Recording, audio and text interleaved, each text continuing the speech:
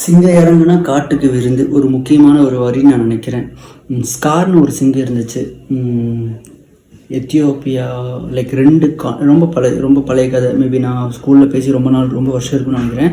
2 கண்ட்ரிக்கு நடுவில் ஒரு 2 கண்ட்ரிக்குமே அதுதான் ராஜா அப்படிங்கிற மாதிரி இருக்கும். ஒரு 12 வருஷம் ராஜா. ஸ்கார் பெருசாக ஒரு தழும்பு ஒன்று இருக்கும், அது சண்டையில் வந்து தழும்பு. ரொம்ப பெரிய சிங்கம். ஒரு சண்டையில் என்ன பண்ணிச்சாமா, ஒருத்தனை அடிக்கவே முடியல, ரொம்ப கஷ்டப்பட்டு உருண்டு போகிறோன்னு 3 நாள் 4 நாள் சண்டை போட்டு கோவத்தில் என்ன பண்ணிருச்சு, வின் பண்ணி தலையை பிச்சு எடுத்துகிட்டு போய் பெரிய ஒரு டென் இருக்குங்க, அதோட வீடு இருக்குங்க, அந்த டென் மேலே கொண்டு போய் அந்த தலையை வச்சிருச்சு.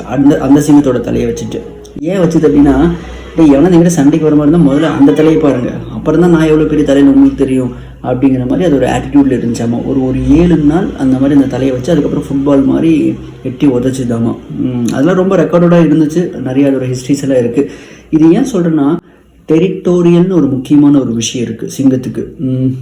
இது வந்து என்னோட டெரிட்டோரி, 2 நாடு என்னோடது, நான் ராஜாடா, ஒரு சின்ன பிசரை கூட இங்கேருந்து நீ என்ன பண்ண முடியாது, ஒரு குட்டியை கூட கவிட்டு போக முடியாது அப்படின்னு சொல்லிட்டு crocodile கூட எல்லாம் சண்டை போட்டு நிறைய விஷயங்கள் பண்ணியிருக்கு.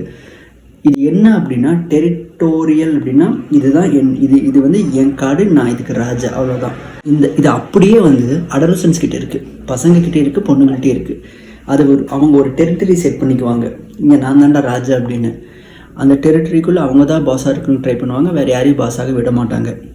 நல்ல விஷயம் தானே சிராஜ். அப்படின்னா இதில் என்ன பிரச்சனைனா, எல்லாமே சிங்கம் தான்.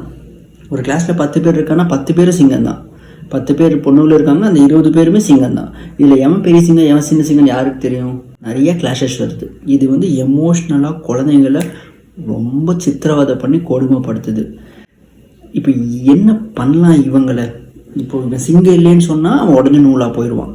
இப்போ சிங்கம்னு சொன்னால் மற்ற 19 சிங்கம் வந்து இவனை கொண்டு போட்டுரும் எமோஷ்னலாக. என்ன பண்ணலாம்? இவன் சிங்கம்தான், ஆனால் வந்து சேனல் பண்ணிவிடுங்க. அவங்ககிட்ட அந்த டெரிட்டோரியல் அந்த எக்ஸ்பர்டைஸ் இருந்துச்சுன்னா அது ஏதாவது ஒரு விஷயத்தில் சேனல் பண்ணிவிடுங்க.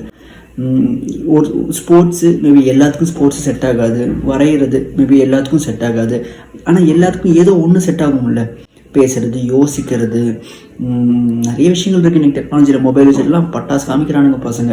ஸோ ஏதோ ஒரு விஷயத்தில் அவனுக்கு டெரிட்டோரியல் செட் பண்ணி விடுங்க. இதுவும் மார்க்குடா, இதுவும் ஜில்லாடா, இந்த ஜில்லாவில் எவனும் வர முடியாதுடா அப்படிங்கிற மாதிரி ஒரு எக்ஸ்பர்டைஸ். அந்த எக்ஸ்பர்டைஸ், அந்த டெரிட்டோரியல் எக்ஸ்பர்டைஸ் செட் பண்ணி கொடுத்துக்கிட்டீங்கன்னு வைங்களே, வேறு எந்த டைவர்ஷன்லேயும் அவன் போக மாட்டான், எந்த பிரச்சனையும் அவனுக்கு வராது, அவனும் ஒரு ஸ்காராக இருப்பான்.